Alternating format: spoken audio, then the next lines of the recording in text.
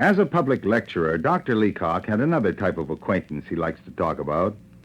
My friend, the reporter. He came up to me on the platform just after I'd finished giving my address, his notebook open in his hand. Would you mind, he said, just telling me the main points of your speech? I didn't get to hear it. You weren't at the lecture? No, he answered, pausing to sharpen his pencil. I was at the hockey game. Reporting it? Oh, no. I don't report that sort of thing. I only do the lectures and the highbrow stuff. But it was a great game.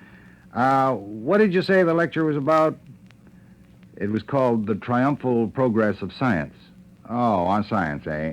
He said, writing rapidly as he spoke. Yes, I answered, on science. He paused. How do you spell triumphal, he asked. Is it P-H or an F? I told him. And now he went on, what was the principal idea, just the main thing you understand of your address? Well, I was speaking, I said, of our advanced knowledge of radiating emanations and the light it throws on the theory of atomic structure. Wait a minute, he said. Wait till I get that. That's R-A-D-A-I-A,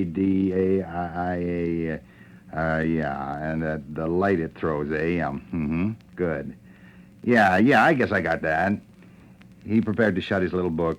Have you ever been here before? No, I said. It's my first time. You staying at the new hotel? Yes. How do you like it?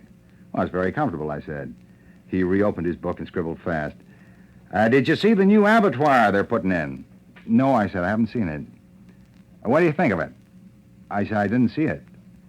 He wrote a little and then paused. What do you think of this big mix-up in the city council? I didn't hear of it, I said. Do you think that the aldermen are crooked? Well, I don't know anything about these aldermen, I said. No, he answered, perhaps not, but wouldn't you think it likely that they'd be crooked? Well, yeah, they often are crooked enough, I admitted. In fact, very often a pack of bums. Eh? What's that, a pack of bums? Oh, that's good, that's great. He was all enthusiasm now. That's the kind of stuff our paper likes to get. You see, so often you go and you take a lecture and there's nothing said at all, nothing like that, you know, and there's no way to make anything out of it. But with this, I can feature it up fine. A pack of bums, yeah, good. You suppose they took a pretty big graft out of building the abattoir? Oh, I'm afraid, I said, I don't know anything about it. Yeah, he pleaded, but you'd think it likely that they did, eh? No, I repeated. I don't know anything about it. Oh, all right, he said reluctantly. I guess I'll have to leave it at that. Well, I'm much obliged, and I hope you come again. Good night. And the next morning, as I was borne away from the city in a train, I read his report in the paper headed up with appropriate capitals and subheadings. Thinks Alderman pack of bums. Distinguished lecturer talks on Christian Science. The distinguished visitor, so ran his report, gave an interesting talk on Christian Science in the auditorium of the YMCA before a capacity audience.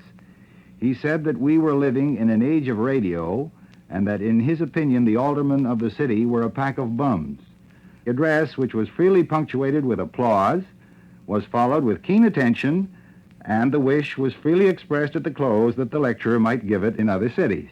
There, that's the way he does it. As all of us who deal with him are only too well aware. And am I resentful? I should say not. Didn't he say that there was a capacity audience when really there were only 68 people? Didn't he punctuate the lecture with applause and animate it with keen attention? What more can a lecturer want? And as to the alderman and the graft and the heading up, well, that's our fault, not his. We want that sort of thing in our morning paper, and he gives it to us. And with it as his own share of broad and kindly human indifference that never means to offend. Let him trudge off into the night with his book and pencil and his uncomplaining industry, and take my blessing with him.